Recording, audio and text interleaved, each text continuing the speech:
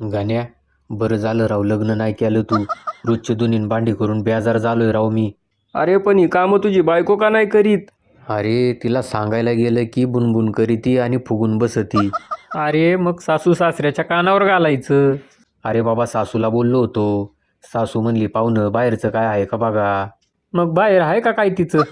अरे गायबान्या बाहेरचं म्हणजे देवाचं भूत बाधा करणी असलं काय का.